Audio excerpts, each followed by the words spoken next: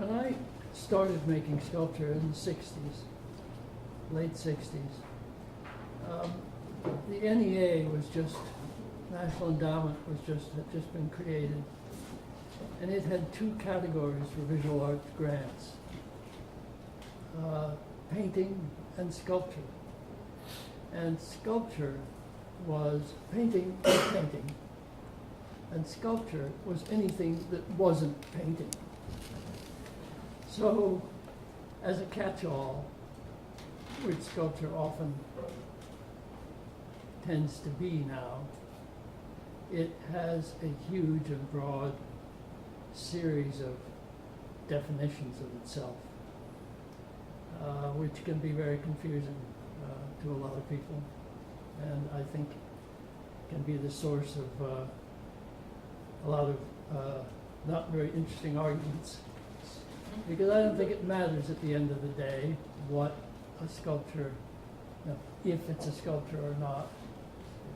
I think what really matters is it any good? And I think if we look at the sort of field of sculpture today, and look at the work of Huma Baba and Damien Hirst, I mean, what a reach there, or Paul McCarthy and Rachel Whiteread, or James Turrell and Charles Ray. I mean, sculpture can truly be anything. So, what am I? I'm an abstract sculptor, and I'm interested in, I want to talk a little bit about the language of abstraction, what I mean by that. And I think it's so much of the art that we see today relies on a narrative of some sort, some kind of a story or a tale, whether it's political or environmental or historical or autobiographical. It has a story. I'm interested in making sculpture, making art that invents its story and operates in what I call an abstract way. So what is that? I mean, how do you communicate it? How do you describe what that experience is? I got two stabs at it. Neither of them terribly successful, but let's bear with me. The first is to imagine a child.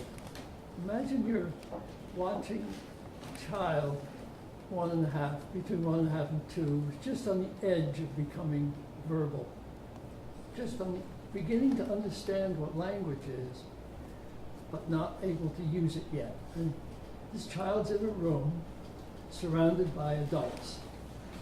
And the adults are all in the midst, let's say it's a cocktail party, and they're all talking and gesturing and arguing, and there's lots of back and forth. And this child's sort of sitting in the middle, observing and absorbing all of this. And all of this communication that's going on has a number of dimensions. I mean, it's verbal, of course, they're the words. Then there's the inflection and the kind of physical motion, all the body English of all the participants in the conversation. And so often you see in a child like that his beginning of exercising his language skills is to imitate a lot of these motions and sounds, and maybe it's gibberish usually, but it's kind of a wonderful moment, which I'm sure all of you who've had children or have sibs know, is a really exciting moment when they're just on the edge of comprehension, but understanding that there's communication going on and understanding certain qualities of it, maybe laughing along with it, and it's that kind of understanding that I think sculpture can operate in, that kind of movement that doesn't, It doesn't have its own narrative. It's creating its meaning as it does in the mind of this child, just in its circumstance, in its setting.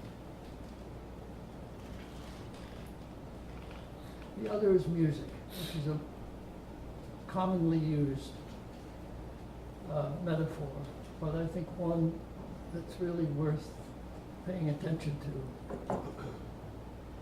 When you think about music, it is, I mean, what is it? It's a series of sounds organized in a certain way, all relational, and it's all about, I mean, a melody is all about developing a sequence of sounds that develops its own kind of world. And what could be more abstract? There's no narrative to it, there's no meaning, there are feelings that may be bucolic or violent or sound like thunder or sound like birds. But at the end of the day, it's just a set of sounds organized in some kind of sequence that moves us. And when it's great, when we love it, it moves us profoundly. And how it does this is the mystery. I mean, these are all internal relationships. All the notes and the sequence of them is all built in its own world. It creates its own meaning. And in that sense, I want to try to make sculpture that will operate that way. So I don't know if that's at all intelligible, but let's take a look at some work. I'm going to start with a group of sculptures I call Looms, which are all about, I started them in about 2010. They began really they began from that game Cat's Cradle, you know, where you stretch string across and manipulate. You all know that, right? Cat's Cradle. And they were sort of an expanded version of the Cat's Cradle game. All of the dimensions of most all of them are the extent of my reach, of my arm. And within that,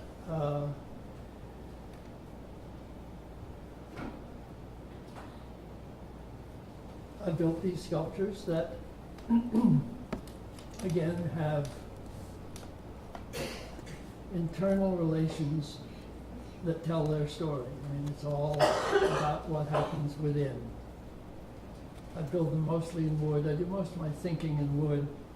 I'll talk a little later about why that came about, but I used to be a welder.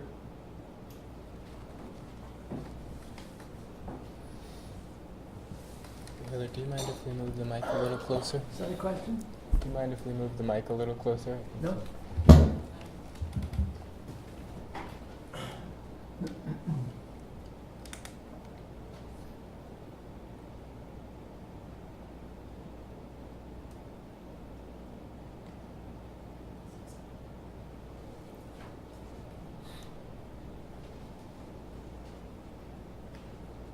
Willard, can I ask you a question? Yeah, please. When you make these, are you thinking, like, do you do your thinking in a mathematical sense, or do you really feel it out through the woods, through the process? My math is terrible. Thank the stars. No,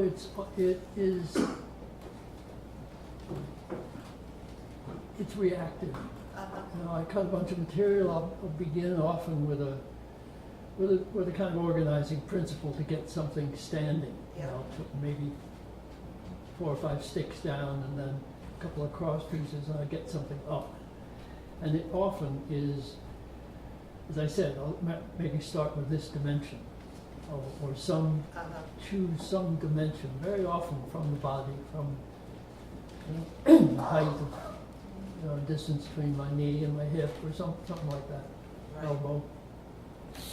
Yeah, But then, sorry. But then they, things get placed and then I react. The whole thing, I start reacting to whatever has gotten started and see where it goes. You know, try to make it more like this or more like that. You know, it's very reactive and very often, I mean, I work in series and the pieces react to one another.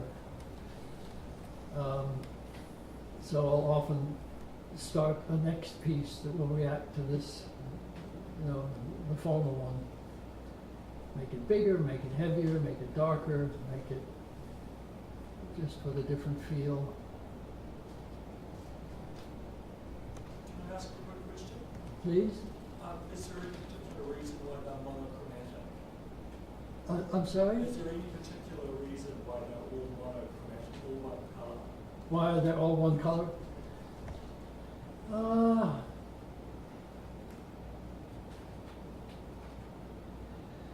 The color comes late for me. It comes at the end. And I don't. It's a good question. I'll show you some others that are not unitary. I want the color to enhance the experience of whatever's going on in it. I tell you, doing the color is always a nightmare for me. I mean, I put the first coat on and the first coat of paint on it, and now I've ruined it. Game over. So then it's a series of recoloring that trying to rescue it, and until I find something that enhances the feeling, that looks like it belongs there, and doesn't sort of draw attention to itself or separate itself from the object. You know, just like it's an ineffable thing. You can't invent it. You just find it. So I don't know if that's a good answer, but there it is. Yeah, please. Ask again, louder.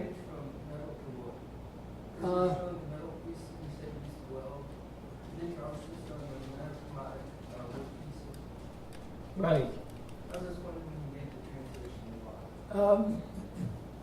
Let me save that question for later. Okay. Because I'll tell you a story about the wood and how it came about. I started out as a welder, and as I said, I now do all my thinking in wood. I work in wood now entirely, and then have it translated. This next group I want to show you came about in a really fun way. I was asked I was approached by a radio station in Syracuse, New York, which wanted to install a broadcast tower for its station. And they couldn't, in the neighborhood, in the area, they had to have it for broadcast reasons. None of the landowners wanted a tower. So they got this idea, well, maybe if we get a sculptor to make something that the landowner likes, we can get away with this. So they approached me and asked me if I'd be interested in designing some broadcast towers, which I did. And this was just the very start of them, some sketches inside. And this, was the first large version, which is more fun. And led to a group of sculptors that sort of, I sort of went back in and started to explore the idea of this tower structure as a foil, as a kind of architecture for a sculpture. And built a group of these towers. These are about 12 or 14 feet tall and of wood. and more multicolored than before, as you can see. And a lot of the color in this case, really, as you can see, sort of has to do with the give and take, the back and forth between the structure of the sort of formal structure of the tower and then what's happened to it.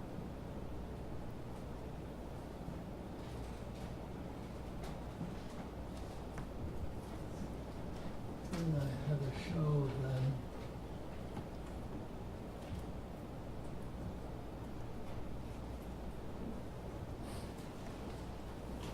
The show, this was about 4 years ago. And again, these are about 12 feet tall and still of wood.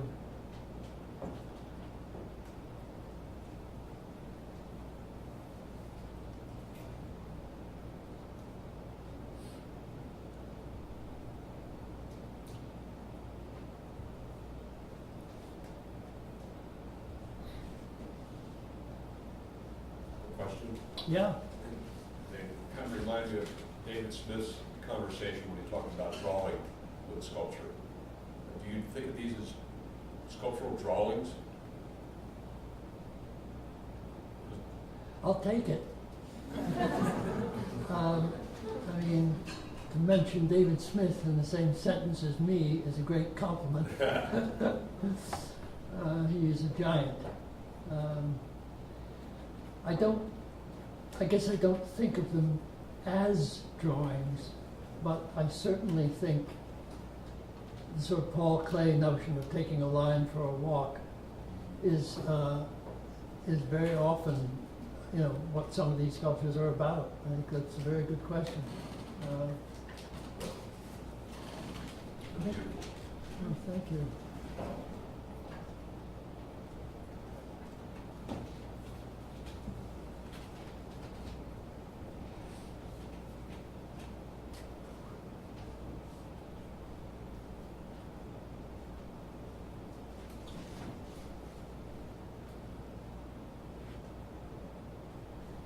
I often make small ones after the big and based on the big, rather than the other way around. I was never a maquette artist. I found when I make small things and try to make large versions of them, they often just die.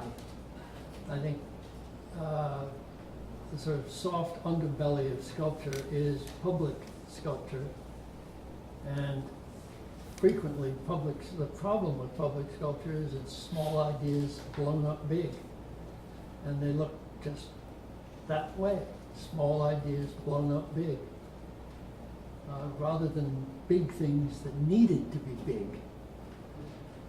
So I work directly, and the 12-footers and so on are all built that size. And then frequently I make small versions of them. I'll just shrink them absolutely faithfully, proportionally. And I love it. It rarely fails for me. If I'm happy with a big piece and I make it small, I find they often gain something sort of more intense and more, I don't know, I have fun with it. Anyway, it doesn't operate the other way around though.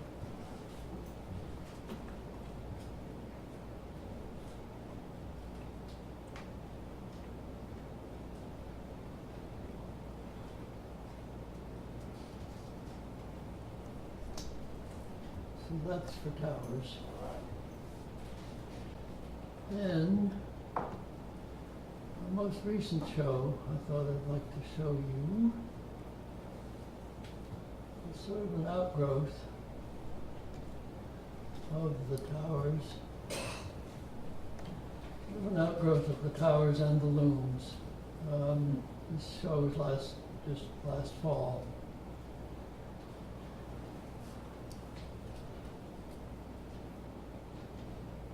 And to your drawing question, I think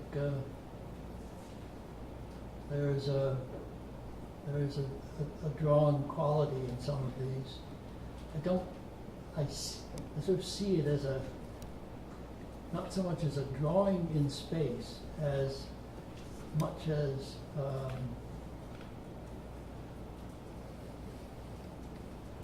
I don't know, a line taken for a walk, like I was saying earlier.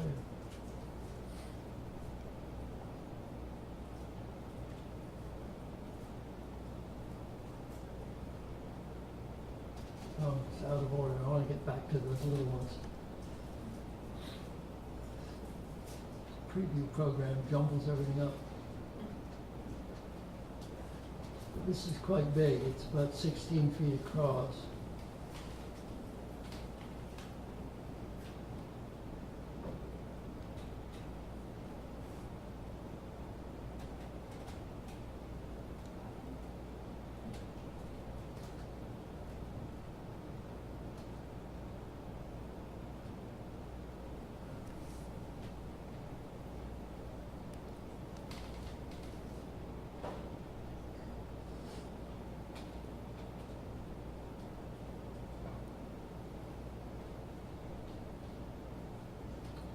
That's my dealer for scale.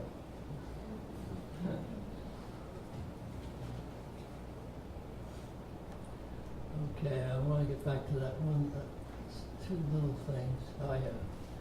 This was a new adventure. These are 3D printed. An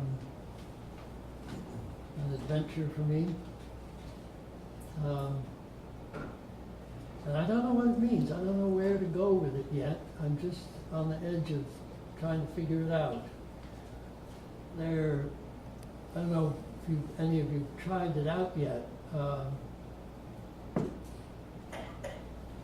But there's something very intriguing about the idea of this.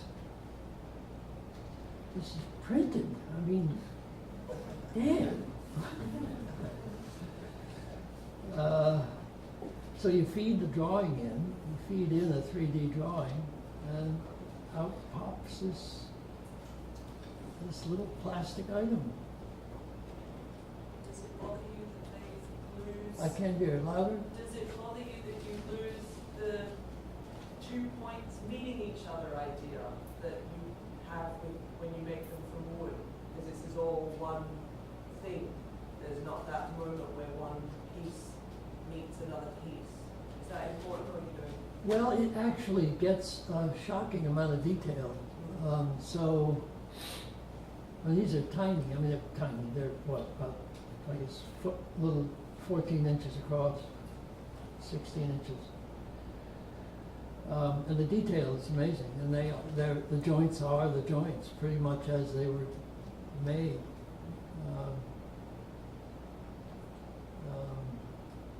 And it has, I mean, they have a quality. I thought they would be dead. You know, I thought they'd come out dead. Sort of that dead plastic look. And I'm not sure that's the case.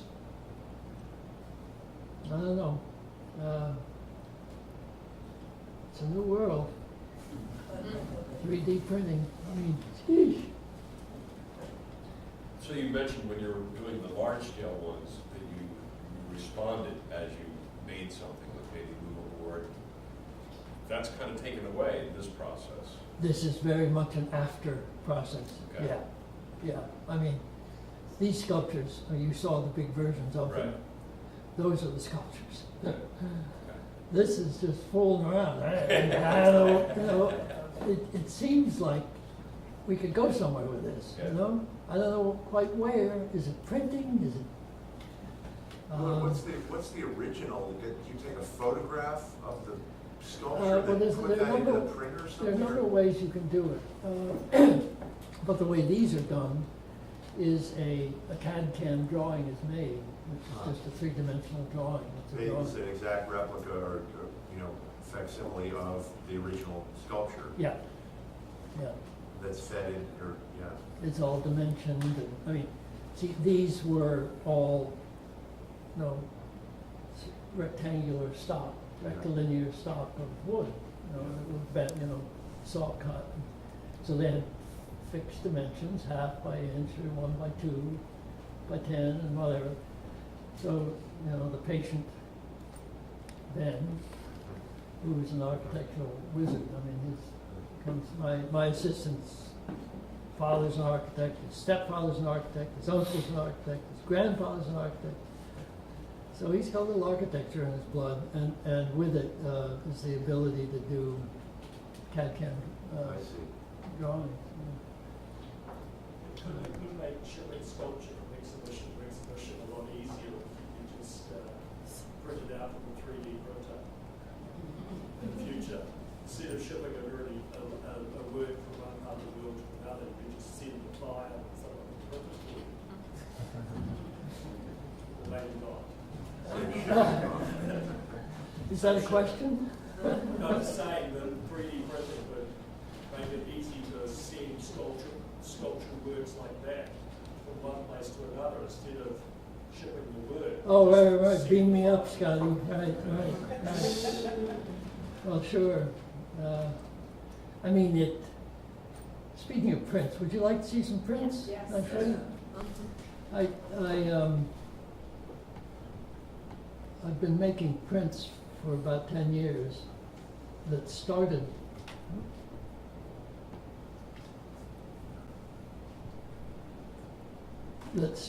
with resin sculptures. I made a series of wall sculptures of translucent resin. And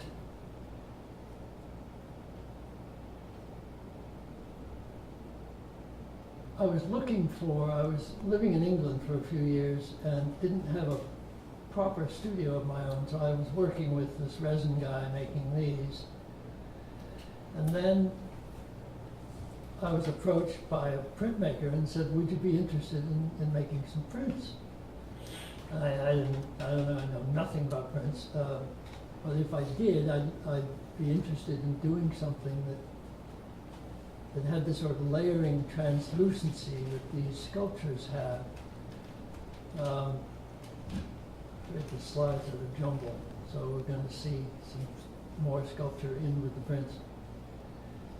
But the sort of adventure of the whole resin group was that for the first time, these sculptures, versions of which had been wood originally, all of a sudden when they came out of the mold, I could see inside my sculpture,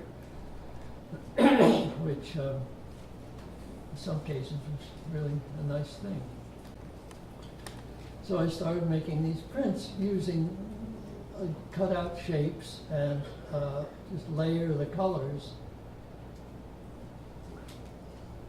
the different, using a similar format, and this is all the same format as you can see, and just send different, it's silk screen, just layer different color through the screen, and get these sort of radically different experiences out of the very same format.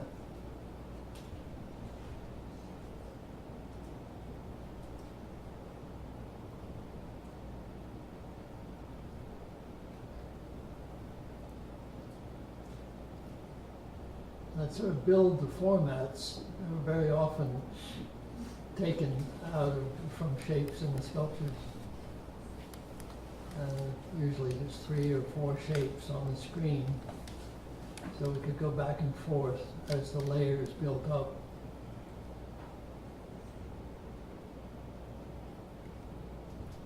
So it really becomes a case of building the print with color. Most of them start out this thin, and 5 more layers of this sort of big ovoid shape, and you get close to that red or that pink on the lower left. So it's really a question of building up. And so much fun.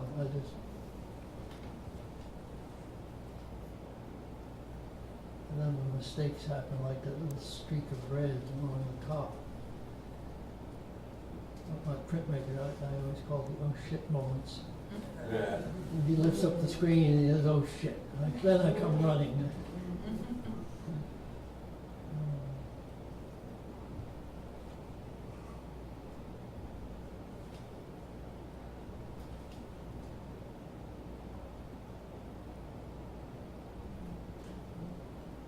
What's the scale of these? How large are these? These are about 2.5, about 24, 20, 28 inches high. How large is your edition? They're not editions, they're actually all monoprints.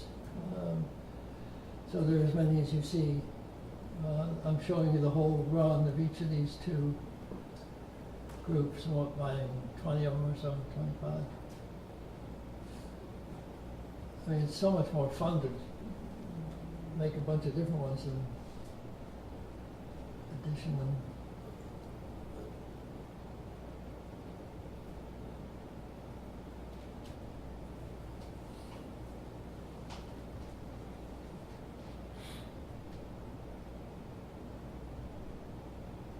Well, these are, again, so out of order. These are some of the resins that the prints came out of.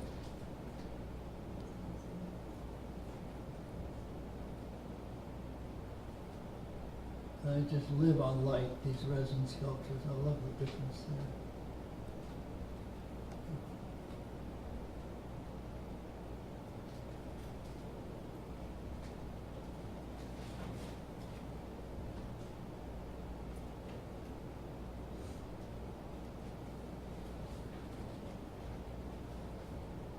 Yeah. Well, that's it, folks.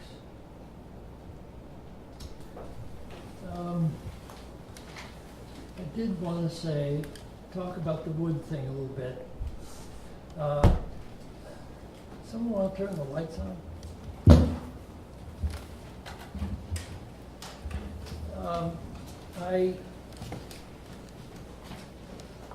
I used to be a welder, and worked as a welder and taught welding, and in, I guess I was 37 or 38, one day I woke up and my feet hurt, and the next night I was totally paralyzed. I got a polio-related virus that left me totally paralyzed for over a year. No talk, no eat, no nothing. And lying there like a dead fish, a former student of mine came when I first got some breathing back and started to talk. Couldn't move much, but I could talk a little bit when I had some, if I got off the breathing machine. And she said, the trouble with you is you're bored. Let me bring a glue gun in here and a little balsa wood and let's make a sculpture. So she did. And it was a lifesaver. And one of the interesting things about it, and this is all about the language of sculpture, or the language of the studio,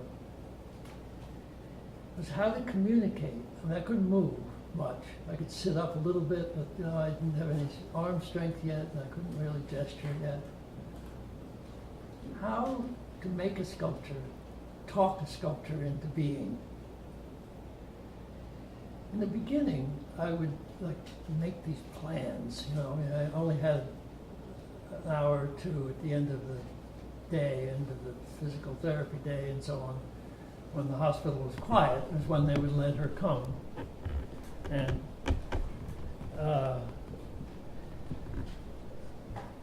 so I would make these plans, figure out what I was going to say and how I was going to lay this thing out, and built up these very detailed descriptions of this wide and that high and this fat, and then I want 2 rectangles of so on. Very long, detailed, painful, endless.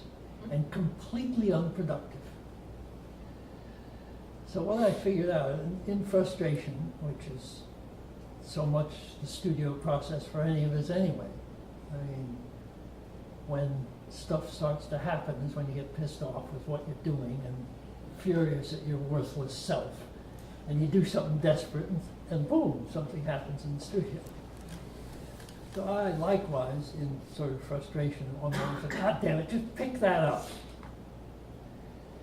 And she picked something up.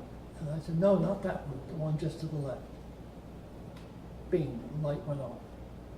Simple commands. Keep it simple. Pick up the long one. No, not that one, the one just next to it. That's right. Stand it up and lean it again. No, not there, there. No. Sequence of simple commands, which really just comes down to just do it. Just do it. And if it's wrong, change it. You know? Adjust it.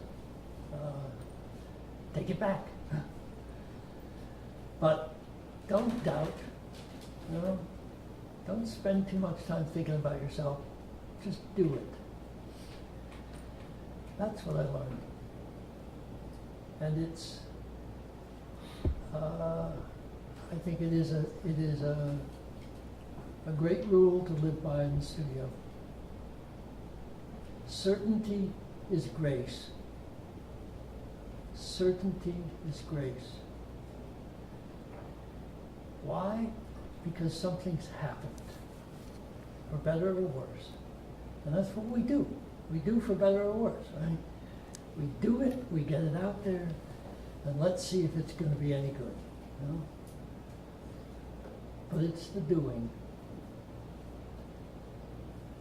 So all the impediments in life, and we all got them, in all kinds of colors and ranges.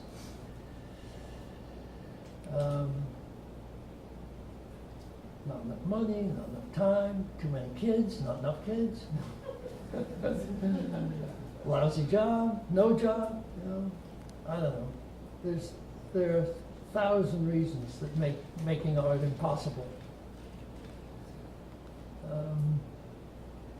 But the doing of it, just the doing it, puts it all to bed. Thank you.